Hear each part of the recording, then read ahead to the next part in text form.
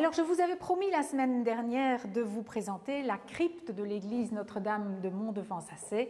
Eh bien, voilà, nous y sommes. On doit descendre un peu, on doit descendre sous le chœur roman et on découvre cette crypte tout à fait inhabituelle. C'est quelque chose qu'on ne connaît pas. Il y en a deux de ce style-là en France. Et la deuxième, c'est celle de Verdun, qui a été entièrement détruite lors des guerres et qui a été reconstruite. Donc celle-ci est la seule originale conservée. Et qu'est-ce qui est tout à fait particulier, tout d'abord? Eh bien, c'est l'ajouré. Donc vous voyez que dans cette crypte, en tout cas c'est comme ça qu'on l'appelle, il y a des baies qui laissent entrer la lumière, ce qui est vraiment inadéquat puisque en principe une crypte, à quoi est-ce que ça sert? Eh bien c'est soit une crypte tombeau, donc où on enterrait les moines de l'abbaye, mais ici, les moines ou les curés, mais ici il n'y a jamais eu de moines puisqu'on n'a pas construit le monastère. Soit c'était une crypte reliquaire, mais les reliques de la fondatrice Sainte-Bègue n'ont jamais été placées ici, on en est certain, donc ce n'était pas une crypte reliquaire, et donc on ne sait pas très bien à quoi servait cette crypte. On a dit que c'était une crypte d'adoration, on venait adorer Notre-Dame de Mont. Donc vous avez une statue ici qui date de la fin du XIIe siècle, qui est extraordinaire. C'est une Sedes Sapientia tout à fait typique, dont l'original est au musée de la Princerie à Verdun, parce que la Sedes Sapientia a été dérobée dans les années 70 et par bonheur on l'a retrouvée, on l'a placée en sécurité au musée. Alors donc c'est par défaut, ce serait par défaut une crypte d'adoration, mais il y a d'autres éléments qui ne collent pas avec la théorie de la crypte. Tout d'abord, si effectivement la crypte a été construite pour compenser la déclivité du terrain, il faut savoir que l'église donc, est construite sur un coteau, sur les contreforts de l'Argonne. Et l'église a été construite, le chœur a été construit sur un soubassement, qui est ceci. Mais le soubassement ne devait pas être aussi important. D'ailleurs, dans l'église, on se retrouve avec des marches pour monter dans le chœur. Alors, donc la déclivité est plus que compensée, et ce n'était pas nécessaire de la compenser autant. Et puis, une crypte, quel que soit son usage, c'est habituellement une petite cave beaucoup plus au centre de l'église, sous la partie centrale de l'église, et elle ne se dispose pas du tout comme ceci. Ici, vous remarquez, il y a deux rangées de colonnes qui divisent l'espace en trois parties. Ces trois parties, cette tripartite, c'est le symbole de la Trinité.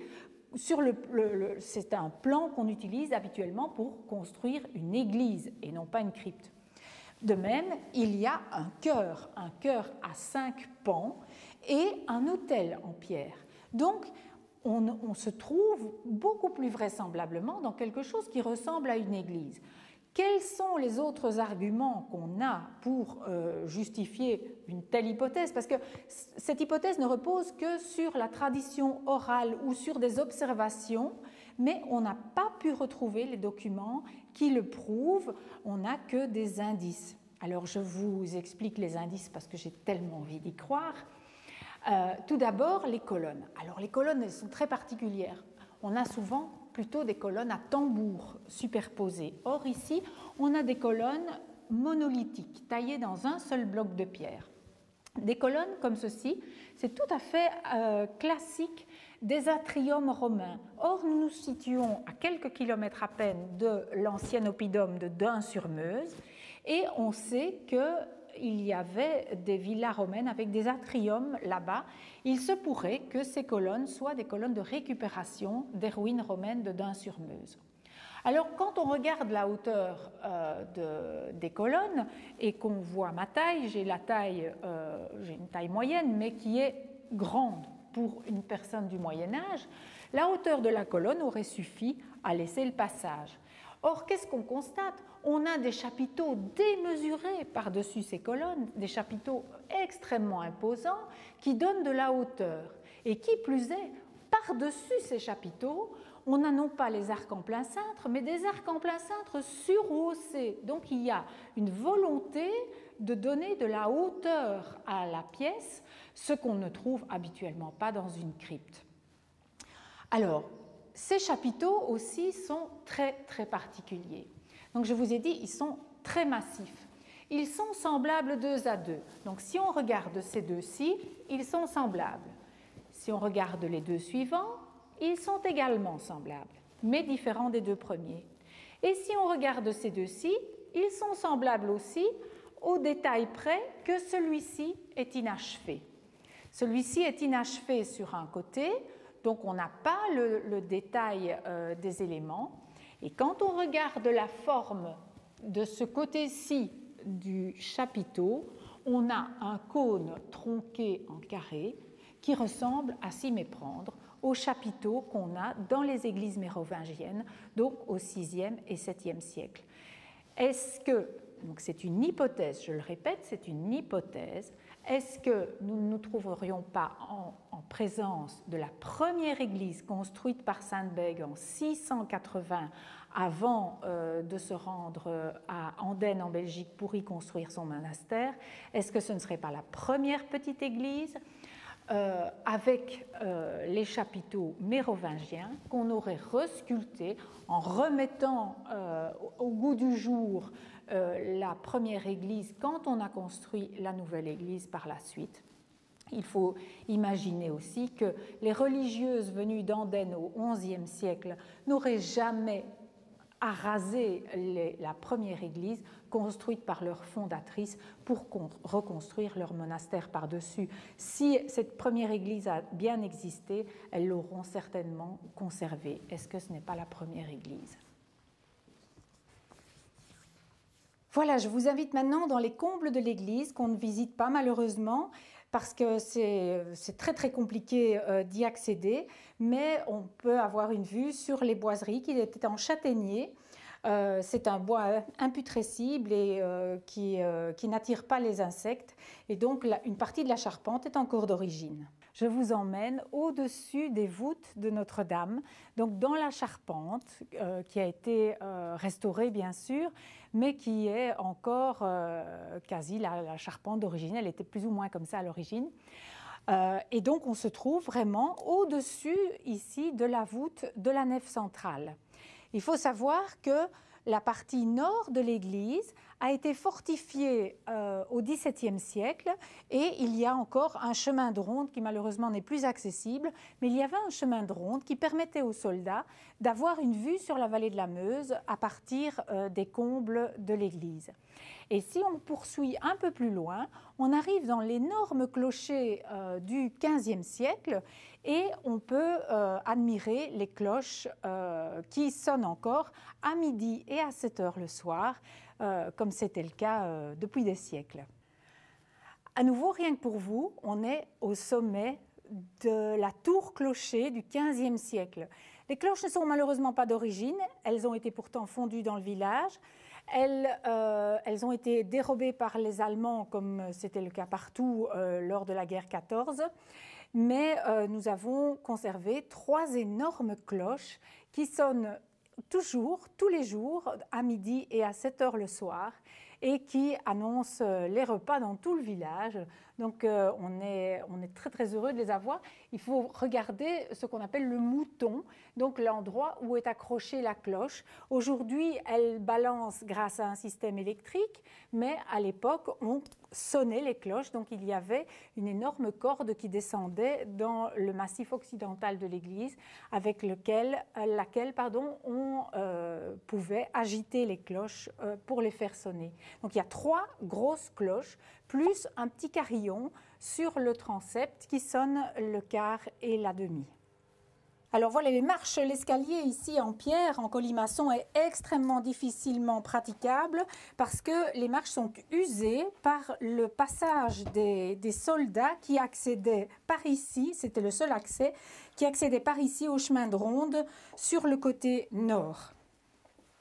Alors l'église, elle est extraordinaire de partout. Il y a des petits recoins fabuleux, comme ici dans le vieux cimetière. Ici, vous vous trouvez dans le vieux cimetière qui a été entièrement défriché parce que la forêt avait repris ses droits au fur et à mesure des siècles. La forêt a été entièrement défrichée en 1995 par l'association des Amis de l'Église de Mont et les tombes ont été remises en place. Et dans ces tombes, parmi ces tombes, on en trouve de très particulières. Ce sont les tombes de la famille Farnier. La famille Farnier, c'était les fondeurs de cloches qui étaient installés à Mont-de-Vent-Sassay. Ils ont fourni des cloches dans la France entière, notamment jusqu'à Saint-Martin-du-Canigou dans les Pyrénées.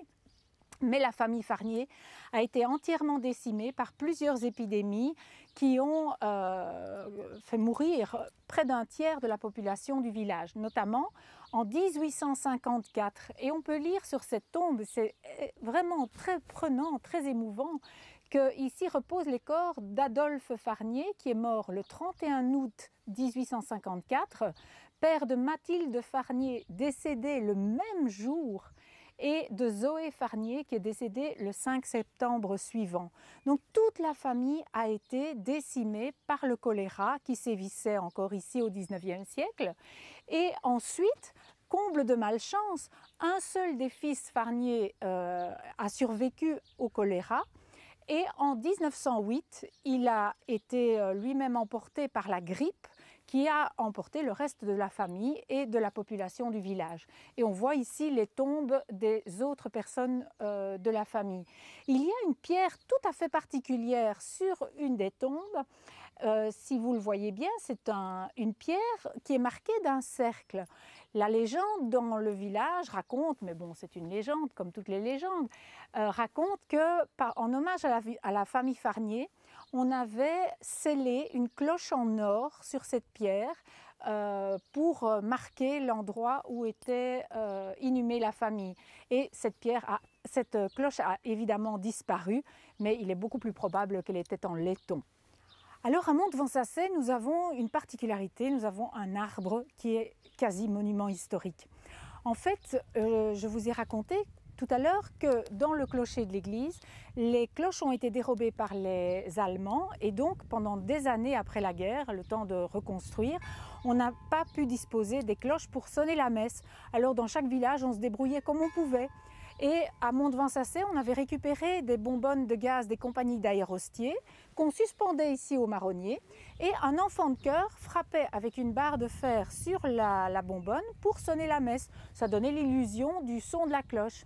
Jusqu'au jour de 1923 où Eugène Trichot, un gamin de 13-15 ans à l'époque, est venu sonner la messe.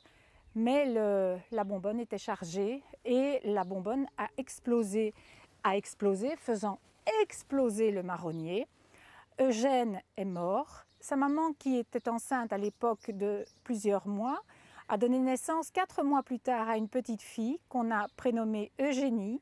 Et l'histoire est quand même très touchante parce que tous les habitants du village ont connu Eugénie jusqu'en 2007 quand elle est décédée. Et ce marronnier, vous voyez à quel point il est vraiment éventré. Ce marronnier refleurit et fait des marrons toutes les années depuis 1923. Il a résisté à tout, à la tempête de 99, à tout, alors qu'il tient à rien. Tout au fond du village, on voit le petit clocheton carré tout à fait particulier de l'ancienne fonderie. Donc c'est un endroit où il y avait des volets qui permettaient aux effluves de gaz de s'échapper et aux fumées. La fonderie de cloches était située à côté d'un tout petit ruisseau qui passe dans le fond du village, qui s'appelle le ruisseau des Talettes et qui était utilisé pour refroidir les moules après la fonte. Alors il y a encore 2 édifices qu'il ne faut pas manquer quand vous venez à Mont-de-Vent-Sassay. Tout d'abord, en contrebas de l'église, la petite chapelle Notre-Dame protectrice des petits-enfants. C'est tout à fait particulier. Elle a été construite en 1864 sur une source qu'on jugeait miraculeuse.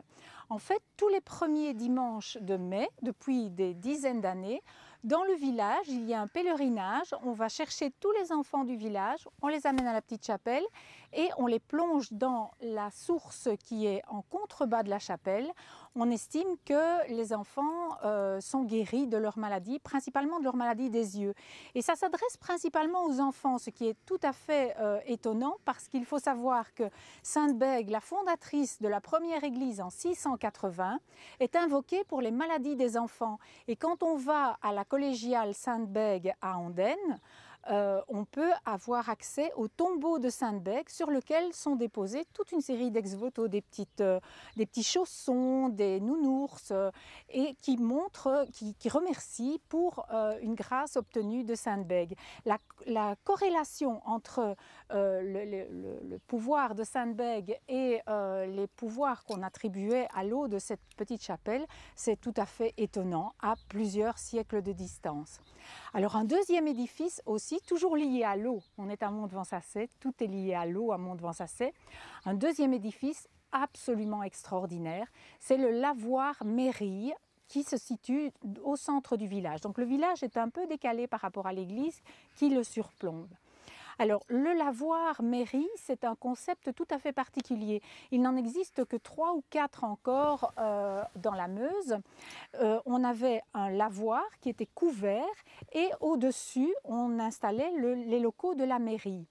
On raconte que ça permettait aux hommes qui géraient les affaires civiles d'être d'abord au-dessus des dames et ça leur permettait d'entendre les conversations des dames qui étaient en dessous et qui y allaient bon train dans les ragots et dans ce qui se passait dans la vie quotidienne au village. L'architecture de cette mairie lavoir est absolument étonnante. Et donc, il faut absolument venir voir ce lavoir qui est fermé par des grilles en dessous et on n'accède plus aujourd'hui à la mairie au-dessus, mais nous espérons pouvoir un jour réhabiliter le bâtiment et le remettre en valeur parce que c'est une richesse incroyable. Alors, je vous ai montré la fonderie de cloches dans le bas du village. Eh bien, dans le massif occidental de l'église, nous avons installé toute une exposition qui vous raconte l'histoire de cette fonderie de cloches, l'histoire des fondeurs de cloches de Mont-de-Vent-Sassay qu'on appelait les Saintiers. Et toute la fabrication des cloches vous est expliquée ici sur des panneaux didactiques en couleur que vous pouvez lire bien à l'aise quand vous venez visiter l'église. Et voilà, la visite pour aujourd'hui se termine, mais je vous attends à Mont-de-Vent-Sassay même pour vous raconter la suite, parce que j'ai encore plein d'anecdotes à vous raconter. Je vous montre quand même la clé, elle est unique, elle est immense cette clé, et nous allons refermer la grande porte de bois. Je vous rappelle que l'église est ouverte de mai à octobre. Cette porte, nous la refermons en octobre, mais l'église est encore accessible sur rendez-vous. Alors, cette porte, rien que cette porte a une histoire. Voilà, je vais refermer cette lourde porte. Elle a une histoire, cette porte, parce que c'est la porte d'origine, la porte du XIVe siècle. Et c'est l'ancêtre des grilles en bois. Donc, vous devez vous imaginer qu'on voyait à travers les montants en bois. Évidemment, il y a des morceaux qui manquent, mais la chance de cette grille en bois, c'est de s'être trouvée dans un village extrêmement pauvre. Parce que quand on avait une porte aussi abîmée au Moyen-Âge, eh bien, on la mettait au feu, tout simplement. Ici, on pratiquait la récupération. Et donc, pour sauver la grille en bois, on a fixé par derrière un énorme panneau de chêne, ce qui a permis à cette grille de parvenir jusqu'à nous. Sinon, donc, on les détruisait. Voilà, je m'apprête, quand vous voulez, à vous accueillir à Mont pour vous raconter la suite de l'histoire.